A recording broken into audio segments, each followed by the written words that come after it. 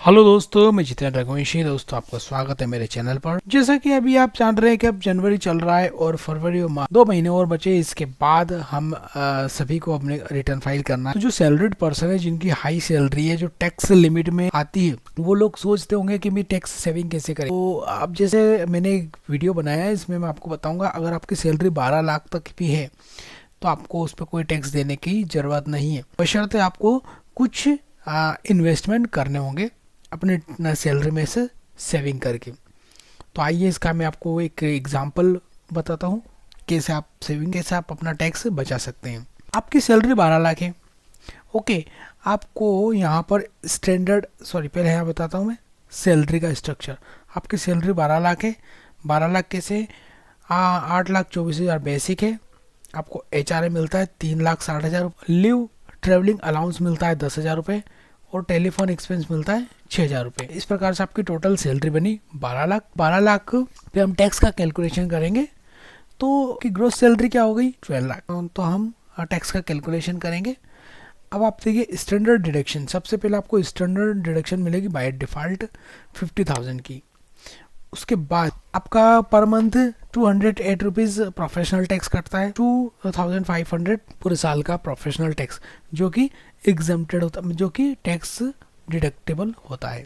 इसके बाद आपका एच आर ए आपका 3,60,000 एग्जम्प्टेड है, मतलब ये भी टैक्स फ्री इनकम है।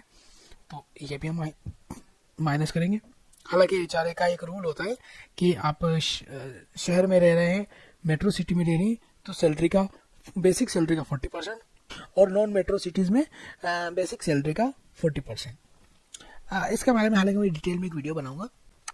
तो आपका HRA होता है, HRA में पूरा एग्जेम्प्टेड इनकम है। उसके बाद ट्रेवल अलाउंस, ये 10,000 तक एग्जेम्प्टेड होता है। तो ये हमने पूरा 10,000 को एग्जाम कर दिया। टेलीफोन एक्सपेंस हमारा 6,000 तक का एग्जेम्प्टेड होता है। तो जो मैंने यहाँ अभी अलाउंसेस डाले थे वो पूरे एग्जेम्प्टेड लिमिट के ही डाले थे। तो यहाँ पर पूरे एग्जेम्प्टेड, पूरे का एग्जाम्पशन हमें मिल गया। ओके, आप अपने एम्प्लॉयर को जो HRA है उनसे बोल भी सकते हैं कि हमारा सैलरी स्ट्रक्चर टैक्स फ्रेंडली बनाए, मतलब HRA, LTA, टेलीफोन एक्सपेंस इस प्रकार उसे बाइफरकेट कर दें ताकि आपको उन एक्सपेंसेस की डिडक्शन मिल जाएगी। तो ये सब घटाने के बाद हमारी नेट ऑफ टैक्सेबल इनकम कितनी बची? 7,71,000। मैं जितनी बात कर रहा हूँ ये सब अपनी ओल्ड टैक्स रिजाइम के अंतर्गत की बात कर रहा हूँ, क्योंकि न्यू टैक्स रिजाइम में तो आपको डिडक्शन केवल स्टैंडर्ड डिडक्शन ही मिल पाएगी।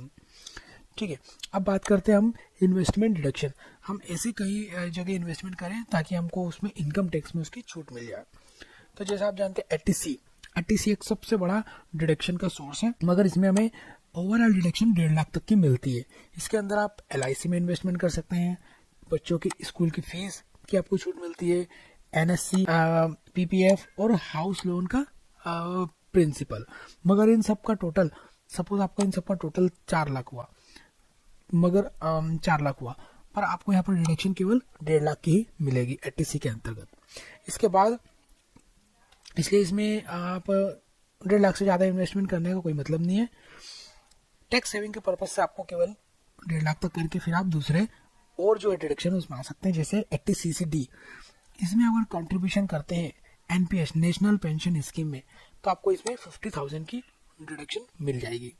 इसके बाद आता हमारा 80D। ये तो आप सभी जानते होंगे, कोई बड़ी बीमारी हो, इसके ट्रीटमेंट के लिए हमें भारी खर्चा लग सकता है, तो सभी लोग एक मेडिक्लेम इंश्योरेंस का पेमेंट करते हैं साल में, जो कि स्पाउस और सेल्फ के लिए प्लस चिल्ड्रन के लिए 25,000 तक की डिडक्शन होती है।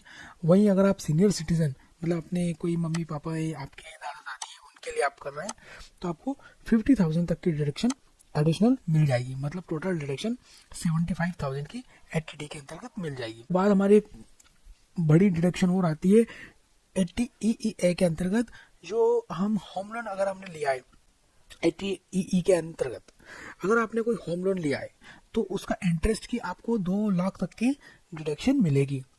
आपका अगर 2,56,000 रुपये साल का इंटरेस्ट बना तो आपको 2 लाख तक की उसमें इंटरेस्ट की डिडक्शन मिल जाएगी।